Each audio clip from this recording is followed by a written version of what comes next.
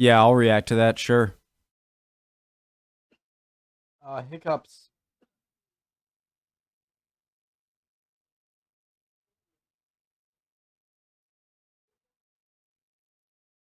Vickers machine gun tested. How effective was it?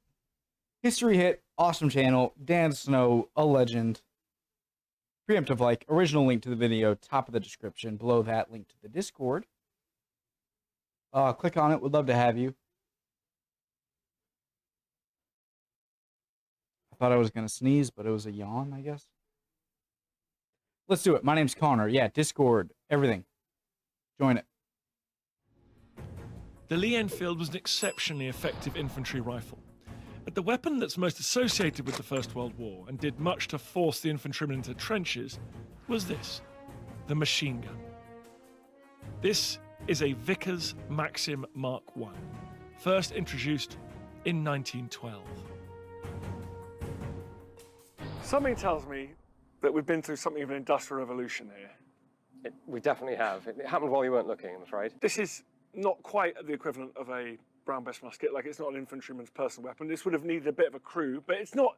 It does a similar job, doesn't it? It's still portable, but in terms of the firepower, it's just orders of magnitude over and above. It's a beast, isn't it? It's a steel product of a transformation, how we built things and made things. You could not have produced this prior to the very late 19th century, essentially. You could design it, but you couldn't realize it and make it work. Right, so we've just done the brown bess. That's only 100 years before, really, isn't it? There's only a 100-year gap, if that. We've been looking at the brown bess, 3-ish shots a minute, 50 meters, 100 meters maximum. What's the equivalent stats on this? People tend to imagine it set up, firing sort of level, attacking troops, something like that. So that's probably the closest equivalent that we'd have to how you'd use a brown bess. And even then, you're looking at 800 yards, 1,000 yards. Question: is the big cylinder around the barrel, is that filled with water for cooling the barrel so you don't have to stop firing as much? The ability to hit a man at 1,000 yards if you're good enough. So if you can make them out clearly, you can hit. Yeah, and 550 rounds per minute. That's crazy. A little bit more than 3. You could, if there's open fields ahead of you, there's troops advancing towards you. Really, the only limit on your ability to knock down every single target in that space is what just sheer number of bullets you have with you. And this, presumably, that gets very hot, right? So is this sleeve here full of water, or is this air cooled? That is full of water. Yeah, that's really perhaps the only meaningful difference between this and a modern machine gun is that we've moved away from water cooling. Guys, I am not right often. Give me credit when I am, please, okay? Meaningful difference between this and a modern machine gun is that we've moved away from water cooling because it makes the whole thing very heavy. But in terms of ultimate robustness and reliability in the 1914 period, you cannot beat this thing. If something breaks, you can swap the part out in seconds. And the barrel is just kept, you can 600 rounds continuous before you start to boil the water in that, and you can still shoot past that. So it does take a fair bit of manpower and a lot more training and expertise and nous than an SMLE, an Enfield rifle, and certainly a lot more than a brown bess. And I guess the British Army went to war with what they used to say sort of two... They keep saying brown bess. What is a brown bess? Oh, just a musket. Okay. Per battalion, didn't they? But I mean, and I guess the British Army went to war with what they used to say sort of 2 per battalion, didn't they? But I mean, presumably, once the war started, they realised just how valuable these things were. Oh, they ramped it up as hard as they could. And of course, you had the Lewis light machine gun supplementing it, which meant you could create this new machine gun corps of, I mean, I won't say special forces, but specialist troops who did nothing but eat, sleep, breathe this gun, knew it inside and out.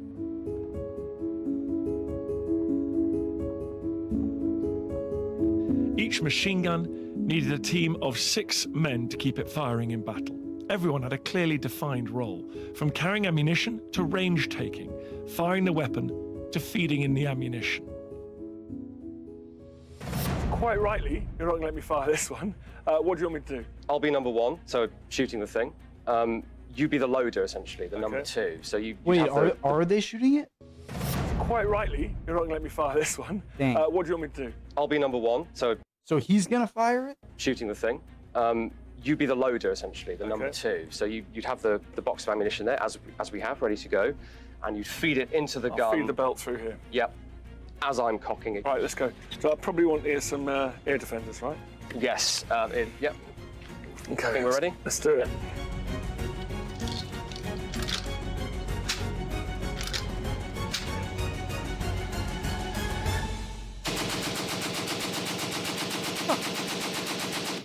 Sorry, for a second, sorry to pause at such a bad time, but for a second I thought they were shooting the target point blank, but it's just two screens.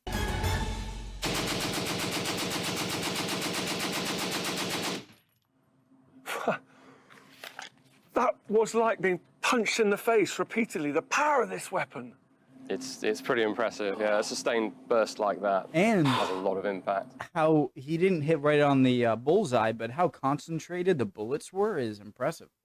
But it's tiring to operate. Imagine if you're firing sustained. I mean, that was a short burst in trench terms, wasn't it? It is, yeah. I mean, 25 rounds is sort of a standard burst. You could do less, you could do more.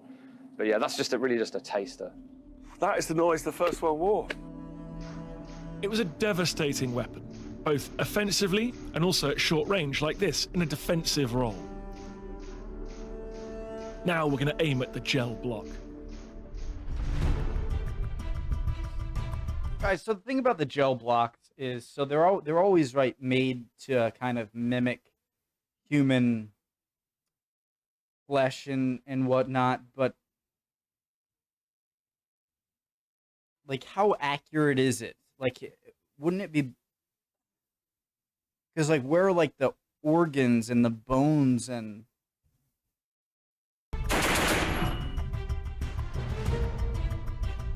The effect is horrifying.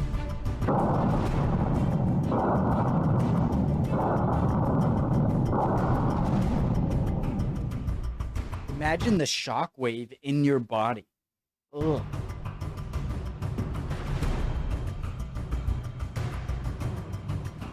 So this is the impact of the Industrial Revolution on firepower, isn't it? 4 rounds and you've obliterated the target. And you can do that reliably again. Absolutely, yeah, repeatably. It's automated destruction, essentially. And so we're looking here at the big exit wounds in particular. What does the casualties back, presume? You can see the front, think something your mate might be all right, but then you'd turn them over and you'd see there was no hope. What you're looking at is the combined effect, as you say, of those 4 rounds. You know, it's a rifle times 4, or however many times you get hit.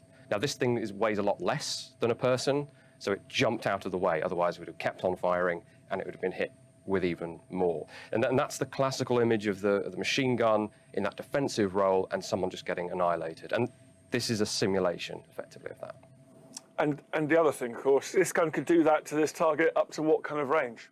Oh, good grief. Well, you know, properly dialed in, you could hit with 4 rounds at, 1,000 yards or more. I mean... Which is a gigantic step change from the Brown Bess, which is only really just over 100 years before. It's astonishing. The pace of change in the 19th century, and this is a product of the 19th century, although it comes in 1912, the pace of change is phenomenal.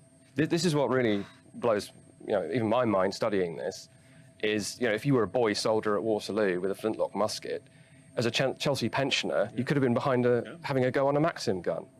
What we're looking at here is the reason for those infamous, horrific casualty figures that we're all so familiar with from the First World War. Essentially, I mean, even one bullet in a limb might be enough for amputation. Well, this is the effect of multiples. The bone in here has been at least fractured. Yeah. It's very unpredictable as to what goes on inside the human body, and of course, a surgeon's nightmare to repair.